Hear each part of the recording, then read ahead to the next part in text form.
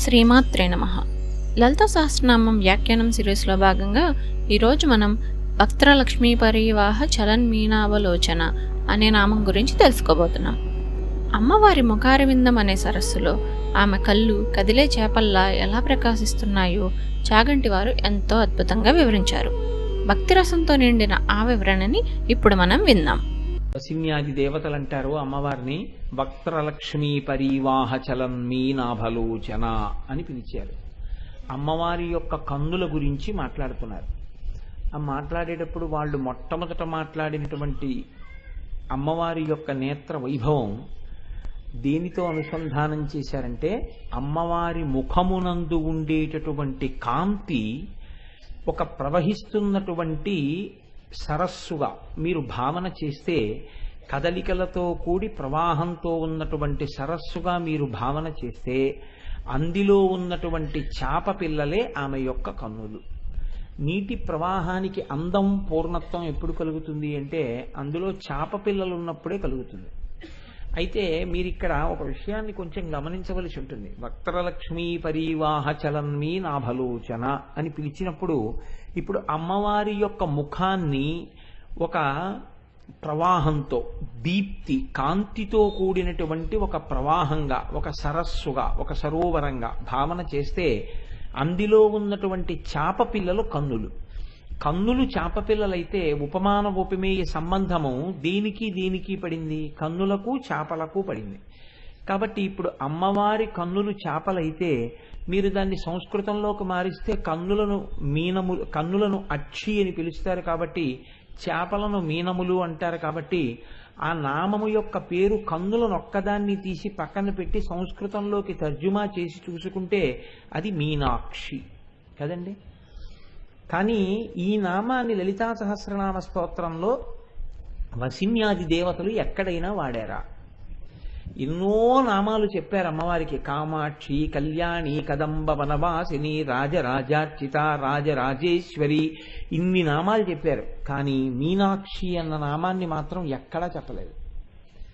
లలితా సహస్రనామ స్తోత్రంలో ఉన్నటువంటి గమ్మత్తుల్లో అదొకటి. ఇలా చెప్పకుండా చెప్పారు. వసిన్యాది దేవతలు చెప్పినట్టే, వ్యాసుడు చెప్పినట్టే. ఎలా చెప్పారు అంటే, ఈ ఉపమాన ఉపమేయ సంబంధము చేత అమ్మవారి కన్నులు చాపలలా ఉంటాయి అని చెప్పడం చేత ఆవిడ్ని మీనాక్షిగా మనకి చెప్పేశారు. ఇప్పుడు అమ్మవారి కన్నులను చాపలతోనే ఎందుకు పోల్చాలి? లలితా సహస్రంలో వసిన్యాది దేవతలు మాట్లాడేటప్పుడు అమ్మవారి కన్నులను పోల్చడానికి పూర్వం కవులందరూ వాడినటువంటి ఒక గొప్ప ఉపమానం ఒకటి ఉంది. పద్మాక్షి. కన్నులను పద్మములతో పోలుస్తారు. కాబట్టి పద్మాక్షి అని పిలవచ్చు. కానీ అలా పిలవలేదు వాళ్ళు. పిలవకుండా చాపలతోటే సంకేతించారు. దీని వెనక ఏమైనా రహస్యం ఉందా, లేకపోతే కాకతాళీయంగా వాళ్ళు మాట్లాడారా అంటే, అది కాకతాళీయంగా మాట్లాడిన మాట కాదు. అందుకే లలితా సహస్రనామ స్తోత్రమునందు మీరు ఒక అక్షరాన్ని తీయవలసినటువంటి అవసరం ఉండదు. అనవసరమైనటువంటి అక్షరము ఒక్కటి కూడా ప్రయోగము చేయబడినటువంటి స్తోత్రం లలితా సహస్రనామ స్తోత్రం. అది సాక్షాత్తుగా వసిన్యాది దేవతలు చెప్పారు. వసిన్యాది దేవతలు అమ్మవారి యొక్క కన్నులను చాపలతో సంకేతించడంలో కాకతాళీయంగా అందరూ ఇతపూర్వం కవులందరూ పద్మములతో పోల్చి ఉన్నారు కనుక ఒక కొత్తతనం కోసం మనం ఇవాళ అమ్మవారి కన్నులను చాపలతో సంకేతించి ఉపమాన ఉపమేయములను ప్రయోగం చేద్దామనేటటువంటి భావనతో అటువంటి ప్రయోగములు చేసి ఉండి ఉంటారా? కాదు. ఇందులో మీరు తెలుసుకోవలసినటువంటి ఒక నిగూఢమైనటువంటి రహస్యం ఒకటి ఉన్నది. అమ్మవారి ముఖమంతా కాంతిమయమే. ఎందుకనంటున్నారు ఆ మాట? వక్త్రలక్ష్మీ పరివాహ అంటున్నారు. వక్త్ర లక్ష్మీ పరివాహ, ప్రవహించుతున్న. అది నిలబడిపోయిన కాంతి కాదు, కదులుతోంది. సరోవరంలో నీరు ప్రవహించినట్టుగా ప్రవహిస్తోంది కాంతి. ఇప్పుడు ఈ కాంతి చాలండి మీకు. కన్ను మొట్టమొదట దేన్ని పట్టుకుంటుంది అంటే, కన్ను మొదట పట్టుకునేది కాంతినే పట్టుకుంటుంది. మీరు అందుకే చూడండి, ఒక చీకట్లో ఉన్నారనుకోండి, ఎక్కడో ఒక చిన్న అగ్గిపుల్ల వెలిగితే వెంటనే కన్ను ఆ అగ్గిపుల్ల వెలుగును ఆకర్షించేస్తుంది, ఆ వెలుగు వైపుకి చూసుకుంటుంది. అమ్మవారి ముఖమంతా కాంతితో దీపించి ఉంటే ఇప్పుడు ఆ ముఖమునందు ఉన్నటువంటి కాంతి దీప్తియే గొప్పది. కాంతి దీప్తి గొప్పదా, కన్నులు చేపలతో పోల్చబడడం గొప్పదా? మీరు ఆలోచించండి. కాంతి తనంత తాను చాలా గొప్పదండి. అమ్మవారి ముఖమే కాంతి, కాంతి ప్రవాహం అది. అటువంటి కాంతి ప్రవాహమైనటువంటి ముఖం ఉంటే కన్నులు చాలా చాలా గొప్పవై ఉండాలి కదా. చాలా చాలా గొప్పవైనటువంటి కన్నులను పోల్చేటప్పుడు వాటిని చేపలతో ఎందుకు సంకేతించారు? కాంతి కన్నా చేప గొప్పదేం కాదు. కాంతి తనంత తానుగా గొప్పది. తనంత తానుగా గొప్పదైనటువంటి కాంతి కన్నా ఒక చేపతో కన్నులను ఎందుకు పోల్చాలి? కన్నులు చాలా చాలా గొప్పవి. మామూలుగా మనకే జ్ఞానేంద్రియాలన్నిటిలోనూ గొప్పది ఏది అంటే కన్ను. అందుకే కన్నుకి నయనము అని పేరు. నయనము అన్న మాటలోంచే నాయక, నేత ఈ మాటలు వస్తాయి. నాయకుడు ముందుండి నడిపించినట్టే కన్ను కూడా నడిపిస్తుంది. ముందు 5 జ్ఞానేంద్రియాల్లోనూ మనసు ఉపయోగించి చూడడానికి ముందు మనసు వెంపర్లాడి దేంతో చూస్తుంది అంటే కంటితోటే అవతల వస్తువుని చూడడం మొదలెడుతుంది. ఆ తర్వాత మిగిలిన ఇంద్రియాలు పెడతాయి. అంత గొప్పదైనటువంటి కన్నుని చేపతో దేనికి పోల్చినట్టు? కాంతి సరోవరముగా ముఖమునంటే చేప గొప్పదా అంతకన్నా? మరి ఎందుకు అమ్మవారి కన్నులను చేపలతో పోల్చారు? కన్నులు గొప్పవైతే కన్నులకి ఉపమానం గొప్పదై ఉండాలి కదా. ముఖ ఉపమానం గొప్పదిగా కనపడుతోంది బాహ్యంలో చూసినప్పుడు. దీనికి పెద్ద పాండిత్యమో ప్రకర్షమో ఏం అక్కర్లేదు. కాంతి గొప్పదా, కాంతి ప్రవాహము గొప్పదా? ఒక కాంతి ప్రవాహముతో కూడినటువంటి సరస్సు గొప్పదా, ఒక చేప గొప్పదా అని మిమ్మల్ని అడిగారు అనుకోండి, ఏది గొప్పదంటారు? కాంతి ప్రవాహముతో కూడిన సరస్సే గొప్పది. మరి ఇప్పుడు చాలా గొప్పవైనటువంటి కన్నులను చేపలతో ఎందుకు పోల్చారు? ఇప్పుడు తక్కువ చేసినట్ట, ఎక్కువ చేసినట్ట? అంటే మామూలుగా పైకి దాన్ని విచారణ చేసి చెప్పవలసి వస్తే ఏమని చెప్తామంటే తక్కువ చేశారనే చెప్పవలసి ఉంటుంది బాహ్యంలో.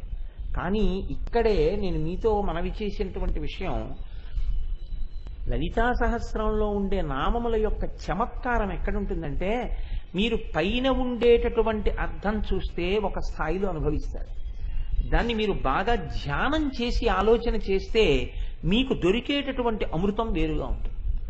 ఇప్పుడు మీరు చేపలతో ఎందుకు పోల్చి ఉంటారు అన్న విషయాన్ని బాగా పరిశీలన చేశారనుకోండి, చేప యందు 3 లక్షణాలు ఉంటాయి. చేపయే సృష్టికర్త, చేపయే స్థితికర్త, చేపయే ప్రళయకర్త. ఎలా అంటారేమో, చేపకి పురుష చేపతో మగ చేపతో ఆడచేప కలవదు. బాహ్యంలో స్త్రీ పురుష సంపర్కము చేత మాత్రమే ఆయా జాతులు పరిఢవిల్లుతాయి. కానీ ఒక్క చేపల యందు మాత్రం స్త్రీ పురుష మీనముల యొక్క సంపర్కము ఉండదు.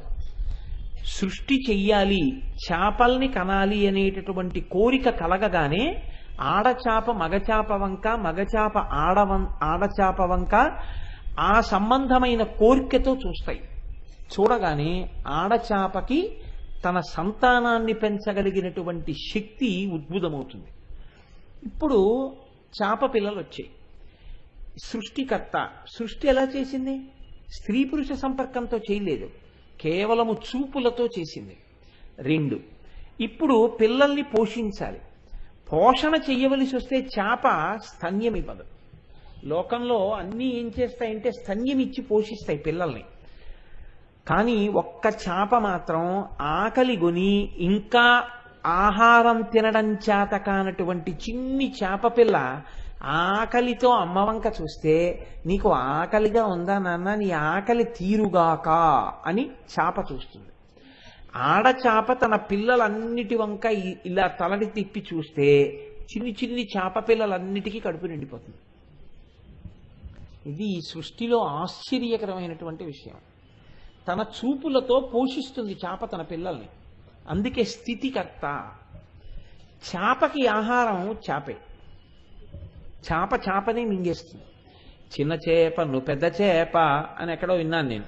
అందుకని చిన్న చేపని పెద్ద చేప మింగేస్తుంది. అదేమిటి, నా జాతిది కదా అని ఏం వదిలిపెట్టదు. సాధారణంగా లోకంలో ఉండేటటువంటి నియతి ఎలా ఉంటుందంటే, ఆ జాతి ప్రాణి వేరొక జాతి ప్రాణిని తింటుంది తప్ప ఆ జాతి ప్రాణి ఆ జాతి ప్రాణినే మింగేయడం అనేటటువంటిది చాలా అరుదుగా ఉంటుంది తెలిసి తెలిసి. కానీ చేపలలో ఉండే గమ్మత్తు ఏమిటంటే పెద్ద చేపలు చిన్న చేపల్ని మింగేస్తాయి తెలిసి ఉండే కడుపు నింపుకోవడానికి. పరబ్రహ్మము కూడా సృష్టి చేసేటప్పుడు స్త్రీ పురుష సంపర్కము కానీ ప్రకృతి పురుష సంపర్కము కానీ బాహ్యముగా మానవాళి యందు జీవకోటి యందు ఎలా ఉంటుందో పరాత్పరుడి యందు అలా ఉండదు. అందుకే పోతన గారు భాగవతంలో ప్రార్థన చేస్తే శ్రీకైవల్య పదంబు చేరుటకునై చింతించదన్ లోక రక్షైకారంభకు భక్తపాలన కళా సంరంభకున్ దానవోద్రేక స్తంభకు కేళి లోల విలస దృగ్జాల సంభూత నానా కంజాత భవాండ కుంభకు అన్నారు. కేళి లోల విలస దృగ్జాల సంభూత నానా కంజాత భవాండ కుంభకు. ఎవరు ఈ లోకములను సృష్టించాలి అనేటటువంటి కోరికతో ఇలా చూసేటప్పటికి బ్రహ్మాండములన్నీ వచ్చాయో, తన చూపుల చేత ఈ లోకములనన్నింటినీ సృష్టించగలిగినటువంటి శక్తి కలిగిన పరబ్రహ్మమున్నాడో అన్న మాట వేశారు. అది బ్రహ్మసూత్రాల్లో మాట అది. ఇప్పుడు పరబ్రహ్మమును గూర్చి అలా చెప్తోంది బ్రహ్మసూత్రం, అలా చెప్తోంది వేదం. ఆయన చూపులతో ఈ బ్రహ్మాండములను సృష్టిస్తాడు. చూపులతో సృష్టించగలిగినటువంటి పరాత్పరుడు ఎటువంటి వాడో చూపులతో తన జాతిని సృష్టించగలిగినటువంటి చాప అటువంటిది. చూపుల చేత తన పిల్లల్ని పోషించుకోగలిగినటువంటి శక్తి పరమాత్మకి ఎలా ఉందో చూపుల చేత తన బిడ్డల్ని పోషించుకోగలిగిన శక్తి ఈశ్వరుడికి అలా ఉంటుంది. ఈశ్వరుడు పోషించాలి అనుకున్నప్పుడు ఎక్కడి నుంచో ఏదో తీసుకొచ్చి పోషించాడు. ఆయన ప్రసన్న దృక్కులతో చూస్తాడు, అంతే పోషింపబడతాడు. అసలు మీకు ఇంకొక పెద్ద రహస్యం చెప్పనండి. పోషణ అన్న మాటలో ఉన్న రహస్యం, మీలో పోషణ అనేటటువంటిది హీనాతిహీనమైన స్థాయిలో శరీరం, అత్యున్నత స్థాయిలో జ్ఞానం. చాలా గొప్ప స్థాయిలో పోషింపబడేది జ్ఞానం, హీనాతిహీన స్థాయిలో పోషింపబడేది శరీరం. మీరు నైవేద్యం పెట్టి తినండి, నైవేద్యం పెట్టకుండా తినండి, శరీరం పోషింపబడుతుంది. మీరు నైవేద్యం పెట్టి తిన్నా శరీరం పోషింపబడుతుంది. కానీ మీరు నైవేద్యం పెట్టి మీరు ఏది అనుభవించినా నేను ఇలా దీనిని అనుభవించడాన్ని ఈశ్వరుడు అంగీకరిస్తాడా? ఇదొక్కటే ప్రశ్న. మనిషి తరిస్తాడు అనడానికి గుర్తేమిటో తెలుసా అండి? ఇంకొకళ్ళ సర్టిఫికెట్లు ఉండవు. నువ్వు ఒక పని చేసే ముందు నేను ఇలా చెయ్యడాన్ని ఈశ్వరుడు అంగీకరిస్తాడా? దీన్ని మీరు పరిశీలనం చేసుకుని ఈశ్వరుడు అంగీకరిస్తాడు అనిపిస్తే మీరు చేసేయచ్చు. ఈశ్వరుడు దీన్ని అంగీకరించడు అని మీకు అనిపించింది అనుకోండి, ఉత్తర క్షణం మీరు దాన్ని వదిలిపెట్టేశారనుకోండి, మీరు చేయడం ఆపేశారనుకోండి, విషయానుభవమునందు నివేదన స్వభావమున్నది. ఇప్పుడు తను అనుభవించడు తిన్నగా, అనుభవించే ముందు ఇది ఈశ్వరానుగ్రహం అని అనుభవిస్తాడు. ఈశ్వరుడు వద్దన్నదాన్ని ఈశ్వరానుగ్రహం అని మీరు ఎలా అనుభవిస్తారు? మీరు అనుభవించలేరు. ఈశ్వరానుగ్రహము అని అనుభవించడంలో చాలా చమత్కారం ఉంటుంది. అలా మీరు దేన్ని పడితే దాన్ని ఈశ్వరానుగ్రహము అని లోపలికి పుచ్చుకోకూడదు. ఏది పుచ్చుకోవచ్చని ఈశ్వరుడు అన్నాడో దాన్ని మీరు లోపలికి పుచ్చుకోగలరు. ఇప్పుడు నాకు చెప్పండి, మీరు పుచ్చుకునే ముందు ఉమామహేశ్వర పరబ్రహ్మార్పణమస్తు అని దేనికి అనగలరు? ఈశ్వరుడు నువ్వు ఇది తీసుకోవద్దు అన్న పదార్థాన్ని ఉమామహేశ్వర పరబ్రహ్మార్పణమస్తు అని మీరు తీసుకోలేరు కదా. మీరు ఉమామహేశ్వర పరబ్రహ్మార్పణమస్తు అని తీసుకుంటున్నారు అనుకోండి, అలా అని తీసుకోగలుగుతున్నారు అంటే ఏమిటి దాని అర్థం? మీరు ఈశ్వర శాసనమునకు కట్టుబడుతున్నారు. ప్రసాద స్వీకారమునందే అసలు మీ ప్రవర్తన మారిపోయిందండి, ఉత్తరక్షణం మారిపోయింది. ఇప్పుడు ఇలా మీరు తీసుకుని ఇలా మీరు అనుభవిస్తున్నారనుకోండి ఏదైనా, దీని యొక్క స్థాయి పెరిగిపోయినప్పుడు ఎలా ఉంటుందంటే రెండు కోణాల్లోకి మారుతుంది. తన వల్ల ఒక గొప్ప పని జరిగినా అది నా వల్ల కాదండి, లోపల నుంచి ఈశ్వరుడు చేయించాడని ఉమామహేశ్వర పరబ్రహ్మార్పణమస్తు. ఇప్పుడు తన లోపలికి తీసుకోవట్లేదు, తనకున్నది బయటికి ఇస్తున్నాడు. అది ఒక గొప్ప విరాళం కావచ్చు. మీలో ఉన్నది, మీ విభూతిగా ఉన్నది, మీలో ప్రకాశించినది ఇతరులకు ఈశ్వరానుగ్రహం తప్ప ఇది నాది ఎలా అవుతుందండి? ఆయన అనుగ్రహంతో నాదైంది. ఆయన అనుగ్రహం కోసం ఆయన చేత నా ఉపాధి ద్వారా ఇప్పింపబడి నన్ను సార్థకత చేకూర్చడానికి ఉపయోగపడింది అని మీరు ఉమామహేశ్వర పరబ్రహ్మార్పణమస్తు అని ధారపోయగలిగారనుకోండి, ఆ క్షణంలో మీ యందు జ్ఞానము ప్రకాశించింది, ఈశ్వరానుగ్రహం కలిగిందప్పుడు మీకు. 2, 1 మీకున్నది ఇచ్చుట, దాని యందు ఉమామహేశ్వర పరబ్రహ్మార్పణమస్తు అండం. 2 మీకు ఉన్నది ఇవ్వడం కాదు, మీరు లోపలికి పుచ్చుకోలేనిది మీరు పుచ్చుకోవలసి వచ్చింది. పుచ్చుకోలేనిది ఏమిటి? అది పుచ్చుకోవడం మీకు ఇష్టం కాదు అంటే నా ఉద్దేశ్యం కష్టం, పరమ కష్టం. ఇప్పుడు ఈ కష్టాన్ని పుచ్చుకోవాలని ఏ గృహస్థు కోరుకోడు. అటువంటి కష్టం ఒకటి వచ్చింది. నేనే ఉన్నాను, నా భార్య ఉంది, నా భార్య సుఖంగా ఉండాలి అని నేను కోరుకుంటాను తప్ప నా భార్య కాలు మీద ఒక పెద్ద కురుపు వేసి అది చాలా నిప్పి పెట్టి సెలవేసి అది చాలా బాధపడుతుంటే నేను చూడాలి అని నేను కోరుకోను కదా. ఇప్పుడు అది వచ్చింది అనుకోండి, నా భార్య కాలు మీద ఒక పుండు పుట్టింది. ఇప్పుడు నేను నా భార్య కాలు మీద పుండు పుట్టి అది బాధపడుతుంటే చూసి, ఈశ్వర ఇది ఏదో జన్మలో ఏదో పాపం చేసి ఉంటుంది, దాన్ని ఎంతో కష్టపెడితే ఇబ్బంది పడిపోతుందని ఒక కురుపు రూపంలో నిప్పి పెట్టించి తీసేస్తున్నావా తండ్రి? ఎంత అనుగ్రహం ఉన్నవాడివయ్యా. కురుపుని పెడుతోందేమో కానీ నిత్య జీవితంలో ఏవీ పాడవలేదు కదా, అన్ని నడుస్తున్నాయి కదా, నాకు వండి పెట్టగలుగుతోంది, ఈశ్వరారాధన చేసుకుంటోంది, తన పని తను చేసుకుంటోంది, ఇది కదా జగదంబ నీ అనుగ్రహం అంటే అని నేను అన్నాను అనుకోండి. నాకు ఇష్టం లేని దాన్ని ఈశ్వరానుగ్రహంగా నేను ఇష్టంగా లోపలికి తీసుకుంటున్నాను. ఇది ఈశ్వర ప్రసాదము అని లోపలికి పుచ్చుకున్నాను. ఈ పుచ్చుకోవడానికి ఆది ఎక్కడా అని అడిగారు. నీవు తినడం దగ్గర ఆది. అసలు అది చేత కాలేదనుకోండి, ఎప్పటికీ జీవితంలో మార్పు రాదు. 0. ఎన్ని విన్నా ప్రయోజనమేమీ ఏమీ ఉండదు, ఏమీ ఉండదు. ఎందుకు ఉండదు? ఏది మార్పేది? నువ్వు తింటున్నది ఉమామహేశ్వర పరబ్రహ్మార్పణమస్తు అని తిన్ననాడు కదా. ఉమామహేశ్వర పరబ్రహ్మార్పణమస్తు కాకపోతే లక్ష్మీనారాయణ పరబ్రహ్మార్పణమస్తు అని, దానికి నాకేం అభ్యంతరం ఏం లేదు. నామరూపాలతో ఉన్నది బ్రహ్మం కాబట్టి వేదం అంగీకరించిన రూపాన్ని నువ్వు అనుసంధానం చేయవచ్చు. చేసి లోపలికి పుచ్చుకోవడం అలవాటైతే దాని యొక్క తీవ్ర స్థాయిలో ఇంకొకటి కూడా నీకు అలవాటు అవుతుంది మెల్లమెల్లగా. ఇప్పుడు ఈ పోషించడం అనేటటువంటిది అన్నంతో మొదలుపెట్టి వాడు కృతజ్ఞుడై అలా అనకుండా తిన్నా ఆయన పోషిస్తాడు. అమ్మ అన్న గౌరవం లేకుండా అమ్మని నిలదీసిన వాణ్ణి, అమ్మ మీద చెయ్యెత్తిన దుర్మార్గులకు కూడా అమ్మ అన్నమే పెడుతుంది తప్ప అమ్మ విషయం చేత్తో పెట్టదు. అలా పరమాత్మకి నమస్కారం చెయ్యని పాపాత్ముడికి కూడా పరమాత్మ అన్నమే పెడతాడు. అమ్మకి పరమాత్మకి ఒక్కటే లక్షణం ఉంటుందండి. కానీ అందుకే నేను అన్నమాట, హీన స్థాయిలో ఉపాధి పోషణ, పై స్థాయిలో జ్ఞాన పోషణ. ఇది ఎక్కడి నుంచి వస్తుంది? మీరు తీసుకోవడంలో వస్తుంది. ఇప్పుడు ఈ ఇచ్చి పోషించే లక్షణంలో ఉన్నటువంటి వైవిధ్యాన్ని పాలన అంటారు. ఒక్క గాట కడితే పాలన అనరు. పరిపాలన అంటే ఎవరిని ఎలా చూడాలో, ఎంత గౌరవం ఇవ్వాలో అంత గౌరవం ఇచ్చి వారిని ఆయా స్థాయిలలో ఉద్ధరించగలగడం పరిపాలన. ఒక తండ్రికి ఒక కొడుకు ఉంటాడేమో, ఒక తండ్రి భక్తికి కొడుకు వారసుడు కావాలని లోకంలో నియమం ఉండదు. ఒక తండ్రికి 2 కొడుకులు ఉంటారేమో, పెద్ద కొడుకులా చిన్న కొడుకు ఉండాలని ఉండదు, చిన్న కొడుకులా పెద్ద కొడుకు ఉండాలని ఉండదు. ఒక తండ్రికి 5 బిడ్డలు ఉంటారేమో, 5 బిడ్డలు తండ్రి గారి కీర్తితో పోల్చినప్పుడు లేశమాత్రమైన కీర్తి సంపాదించలేని వాడి కావచ్చు. ఎవరి యొక్క భక్తి, ఎవరి యొక్క ఈశ్వరానుగ్రహం వారిదే. అది ఉపాసనని బట్టి ఉంటుంది. బిడ్డలు ఉంటారేమో, భార్య ఉంటుందేమో, అన్నదమ్ములు ఉంటారేమో, అక్క చెల్లెళ్ళు ఉంటారేమో, స్నేహితులు ఉంటారేమో, కానీ ఉపాసన బలం మాత్రం ఎవరిది వారిది. అక్కడ మాత్రం ఏం రాజీ ఉండదు. ఇంకా కాకపోతే రక్షణ యందు మారుతుంది. ఆయన భార్య కాబట్టి రక్షింపబడడంలో కొంత తేడా ఉంటుంది. ఆయన ఏడుస్తాడేమో నా ఆవిడ్ని రక్షించవచ్చు, ఆయన ఏడుస్తాడేమో నా బిడ్డలు రక్షింపబడచ్చు, ఆయన ఏడుస్తాడేమో అని చెప్పి ఆయన వస్తువులు కొన్ని రక్షింపబడచ్చు.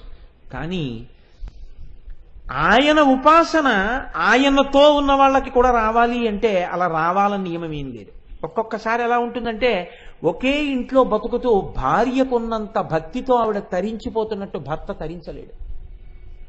చాలా గమ్మత్తుగా ఉంటుందండి. ఇది పరిపాలన అంది శాస్త్రం.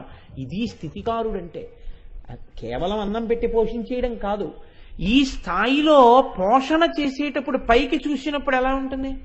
అందరినీ పోషిస్తాడు. చాప కూడా అంతే. ఆకలి అని చూస్తే ఎవరి వంక చూడాలి? అందుకే ఆర్తి జిజ్ఞాసురర్థార్థి జ్ఞానీచ భరతర్షభ, నా వంక నలుగురు చూస్తున్నారయా అన్నాడు పరమాత్మ. ఆర్తితో ఉన్నవాడు ఆయన వంకే, ఆర్తి జిజ్ఞాసువు ఆయన వంకే, అర్ధార్థి ఆయన వంకే, జ్ఞాని ఆయన వంకే, నలుగురు ఆయన వంకే. జ్ఞానిని పోషించినట్టుగా జిజ్ఞాసుని పోషించడు, అర్ధార్థికి ఇచ్చినట్టుగా జ్ఞానికి ఇవ్వడు. జ్ఞానికి అర్థం చూస్తే సంతోషపడిపోడు, జ్ఞానము పెరిగితే సంతోషిస్తాడు. ఆయనకి జ్ఞానం ఇస్తాడు, వీడికి అర్థం ఇస్తాడు. ఎవడు దేనికి ఆనందిస్తాడో అది వాడికి ఇస్తాడు. ఎవడు దేనికి ఆనందిస్తాడో నీ పక్క వాళ్ళకి తెలిసినట్టు కాదు, నీ మనసు ఆయనకి తెలుసు, అది నీకు ఇస్తాడు. అందుకే కొంతమంది లీకి మాట మాట్లాడుతుంటారు, ఆయనకి సరస్వతీ కటాక్షం ఉంది కానీ లక్ష్మీ కటాక్షం లేదండి అని. నువ్వెవడు ఆ మాట అనడానికి? ఆయనకి ఏ కటాక్షం ఇవ్వాలో ఈశ్వరుడికి తెలుసు. నీకెందుకు లేనిపోని నిర్ణయాలు, నీకెందుకు ఆ తీర్పులు? ఆయనకి ఏ కటాక్షం పొందాలో ఆయనకి తెలుసు, ఆయనకి ఏమి ఇవ్వాలో ఈశ్వరుడికి తెలుసు. పోతన గారు దరిద్రుడు అన్నాడు అనుకోండి, ఎవడో అన్నవాడు పాడయ్యాడేమో కానీ పోతన గారు పాడవుతారా? పోతన గారు కోరుకున్నది మోక్షం, శ్రీకైవల్య పదంబు చేరుటకునై, అంతేగాని నాకు అంత ఐశ్వర్యం కావాలని పోతన గారు అడగను లేదు. పరమేశ్వరుడికి ఇవ్వవలసిన అవసరం ఉన్నది. ఏడిచేవాళ్ళు చాలా మంది ఉన్నారు, వాళ్ళకి ఇస్తాడు. ఆ తర్వాత ఎప్పుడో తెలుసుకుంటాడు, ఏం పట్టుకెళ్ళానరా ఇందులో, అలా అడగలేకపోయాను అనుకుంటాడు. కాబట్టి ఇప్పుడు అందరెవరి వంక చూడాలి? ఆయన వంకే చూడాలి. చేపలన్నీ పిల్లలన్నీ ఎవరి వంక చూడాలి? పోషణకి తల్లి వంకే చూడాలి. ఇప్పుడు తల్లి ఏం చేస్తోంది? పోషణ యందు తేడా లేదు, సమానంగా పోషిస్తోంది. వాటిలో మార్పుని బట్టి వాటి ఉత్తరం ఉంటుంది. కాబట్టి లయకారకత్వం ఎవరు చేస్తున్నారు? చాపే చేస్తోంది, ఆ చాపే మింగేస్తోంది. ఈ సృష్టించిన వాడే మనందరినీ ఒకానొకనాడు లయం చేసుకుంటున్నాడు. ఏ పరబ్రహ్మము మనని సృష్టించిందో ఆ పరబ్రహ్మమే మళ్ళీ దీన్ని పంచభూతాల్లో కలుపుతుంది. ఇంకా వేరే ఒకడెవరే ఉండడు ఇంకా పంచభూతాల్లో కలపడానికి, వాడే ఉంటాడు. అందుకే మీరు సనాతన ధర్మమునందు చాలా గొప్పగా ఉంటుంది ఒక మాట, మృత్యువు దేవత. సనాతన ధర్మంలో మృత్యువు శత్రువు కాడు, మృత్యువు దేవత, మృత్యుదేవత. ఎందుకని?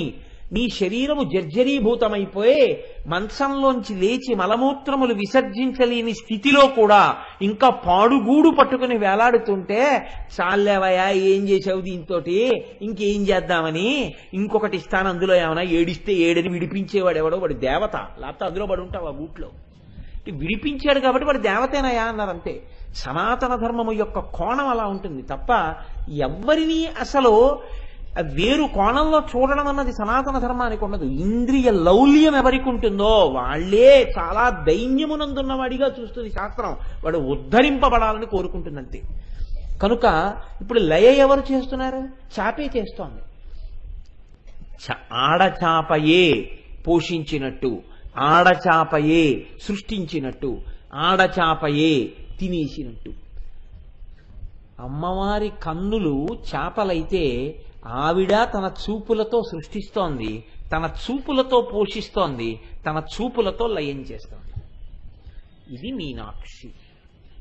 మీనాక్షి అన్న మాటని ప్రకటంగా వాడకుండా మీనాక్షి తత్వమును తీసుకొచ్చి ఇప్పుడు చెప్పు, కాంతి స్రోతస్సు, కాంతితో కూడిన ప్రవాహము గొప్పదా, ఆ చాపలుగా ఉన్న కన్నులు గొప్పవా?